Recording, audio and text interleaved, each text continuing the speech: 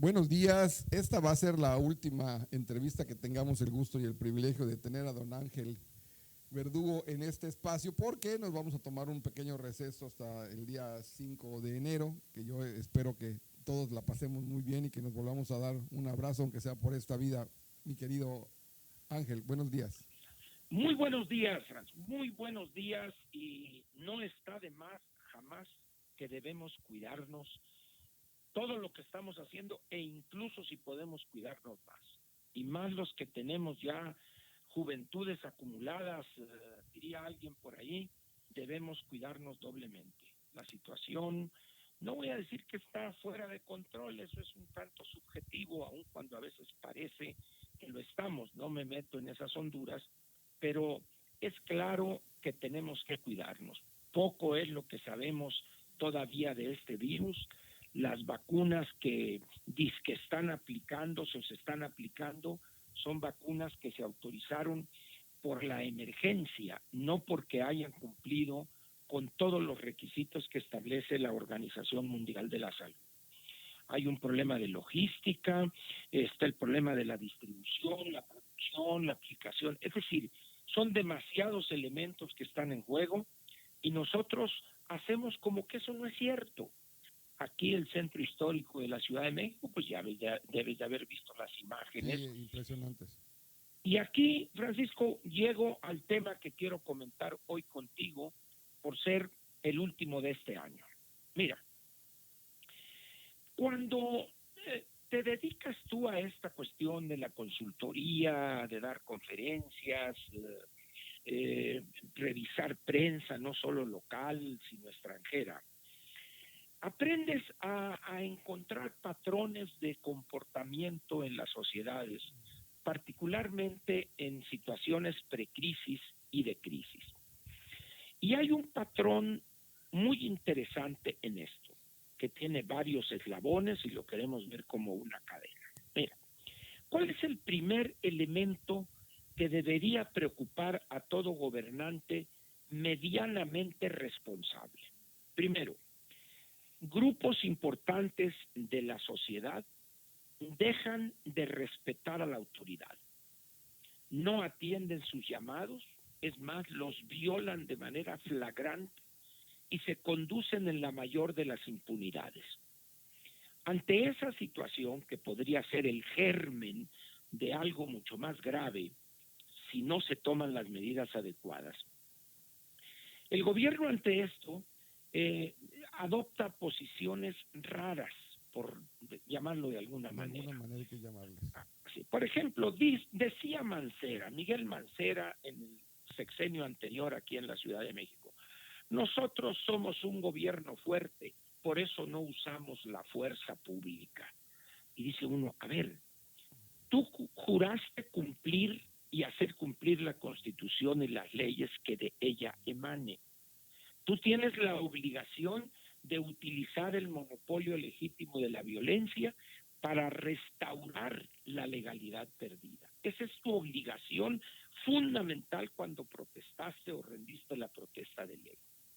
Pero como estos temen perder la popularidad que dicen tener, entre comillas, dicen, buscan subterfugios como ese: no, nosotros queremos convencer, estamos luchando en contra de las causas del delito, por eso abrazos, no balazos, chanclazos, etcétera, etcétera. Sin embargo, cuando una sociedad o grupos o ciudades empiezan a desechar o burlarse de los llamados de la autoridad, ahí empieza a gestarse un proceso que puede desembocar en situaciones de franca violencia y anarquía. El segundo elemento, ¿cuál es? O el segundo eslabón, Francisco. Ese movimiento de rechazo a la autoridad pronto da paso, sobre todo cuando hay la decepción y el desengaño de un gobierno que prometió todo, prácticamente el paraíso terrenal, y entrar a él sin pagar boleto. La gente empieza por cualquier cosita a protestar. No hay servicio de agua potable, los autobuses del servicio público no llegan, hay asaltos en los autobuses, la impunidad total, y las personas pasan de descreer en la autoridad, de no hacerle caso, pasan a la protesta. Primero desorganizada, bloquear una avenida, bloquear el periférico, hacer un plantón, tomar oficinas y destruir mobiliario, equipo, papelería, etcétera. Y en ese momento es la segunda llamada o el segundo eslabón. Si la autoridad, al ver eso, no actúa para detener a esos delincuentes, porque esos son, ya no les puedes llamar protestantes, sino son delincuentes destruyendo propiedad pública y privada, si tú no actúas ahí, entonces viene el tercer eslabón. Poco a poco otros grupos ven que nada les hacen, que hay una impunidad total, y empiezan las marchas, al principio quizá poca gente, pero cuando tú como gobernante no dices, a ver señores, ¿qué es lo que está pasando? Y si los que te rodean no te proporcionan la información objetiva, información de inteligencia correcta, actual, oportuna, y si tú le echas con esa información la culpa a los adversarios políticos actuales o pasados, y no reconoces que mucho de ese descontento, de esa protesta se debe a tus errores en la gobernación, políticas públicas equivocadas, decisiones de inversión en infraestructura absurdas, ¿verdad?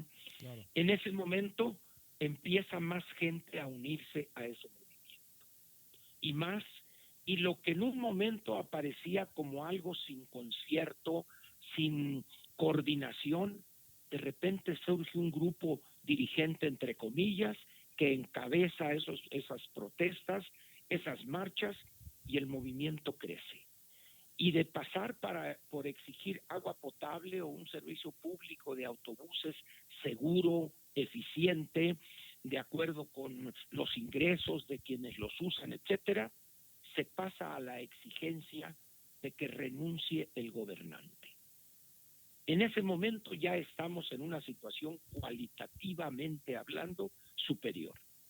Si en ese momento todavía el gobernante se niega a entender la realidad que está frente a él e insiste en acusar a estas personas, son enemigos, perdieron sus privilegios porque nosotros somos diferentes, antes la corrupción, etcétera, etcétera, entonces las personas se enardecen más y la exigencia sube de tono y las movilizaciones crecen en número y en un principio de violencia.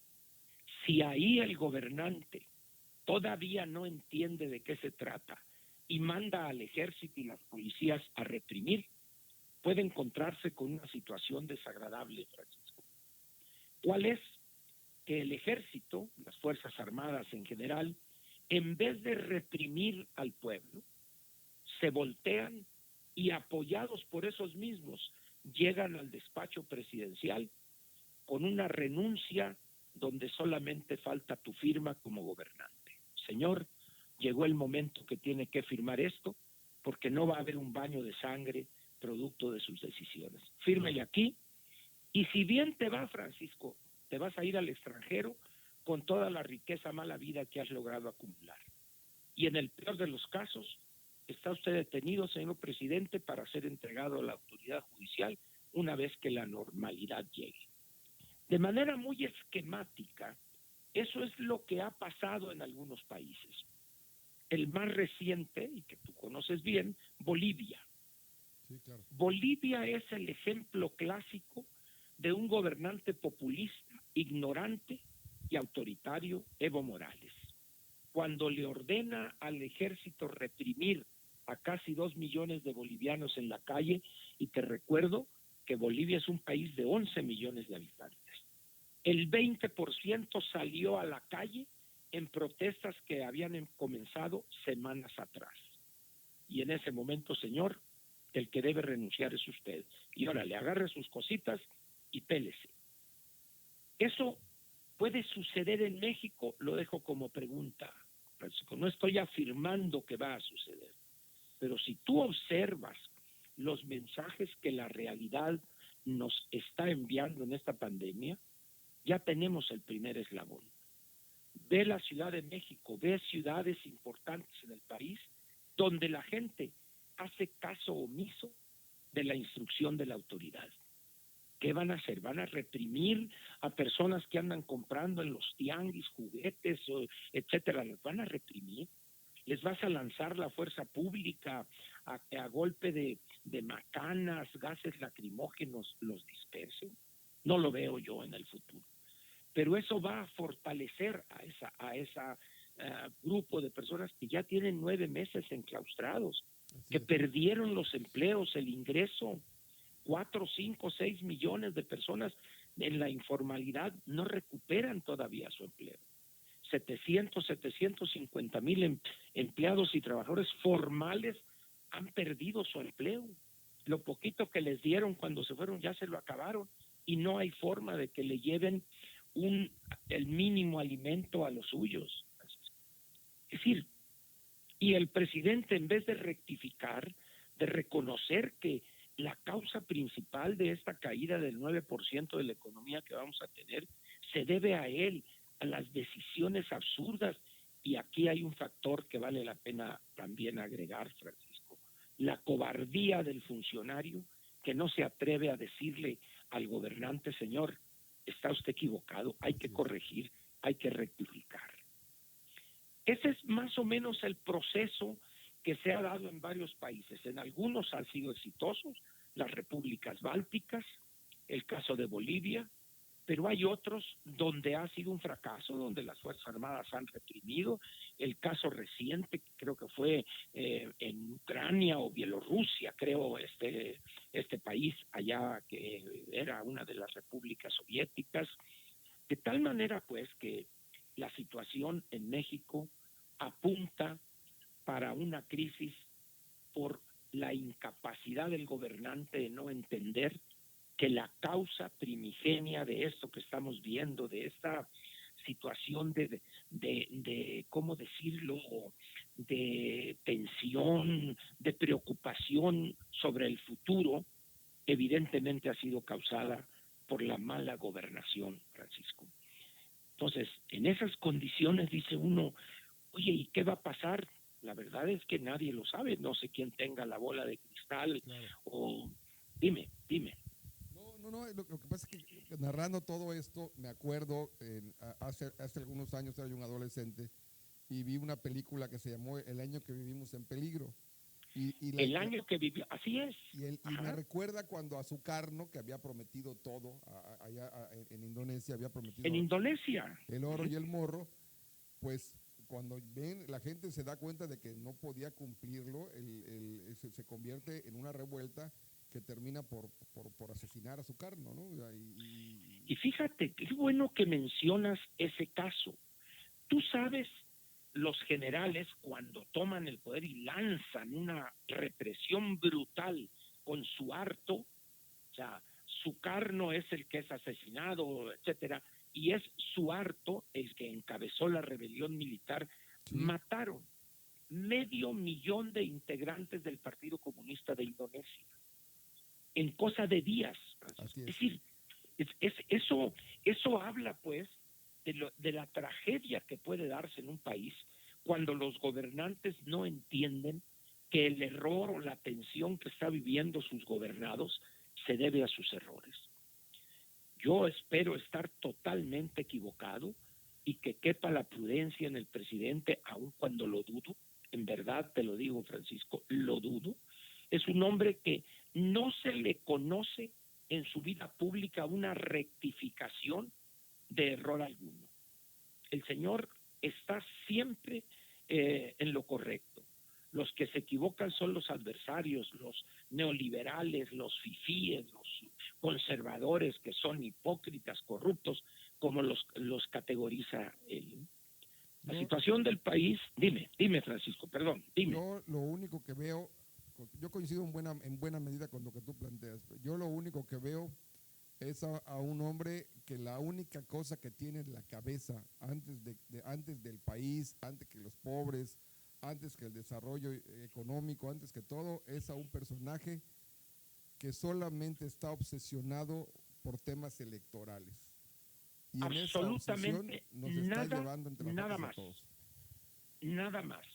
Esa ambición por el control de Cámara de Diputados por su propio partido, esa ambición por construir un gobierno unipersonal y de pensamiento único, es lo que domina el pensamiento y la acción de López. Estás totalmente en lo correcto. Y eso, en una situación de democracia, de economía abierta, de México incorporado a la globalidad, es un gravísimo peligro para la estabilidad política y económica. Pero bueno, pues como diría la gran Cristina Pacheco, aquí nos tocó sobrevivir, Francisco. Hay que ver adelante, hay generaciones que vienen detrás de nosotros, a los que hay que apoyar, hay que orientar, pero pensando en que no es dable en estos momentos desechar cualquier escenario negativo. Todo puede suceder con un personaje como el que tú bien has descrito hace un momento.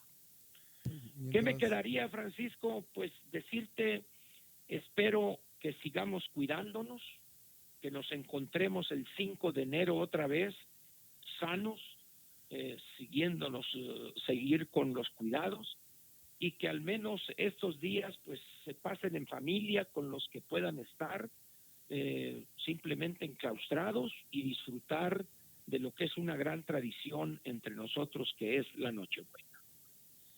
Eso es lo que te diría y te desearía, que pases en compañía de los tuyos, en algunos casos por cuestión remota, el Zoom o algo, y con los tuyos en casa, disfrutando lo que se prepare, y disfrutando y agradeciendo que estamos vivos y estamos sanos. Eso es lo más importante. Te mando un abrazo, te deseo lo mejor siempre, y nos hablamos el martes 5 de enero. El martes 5 estaré listo. Pásala bien. Igualmente, Gracias. cuídate. Hasta luego.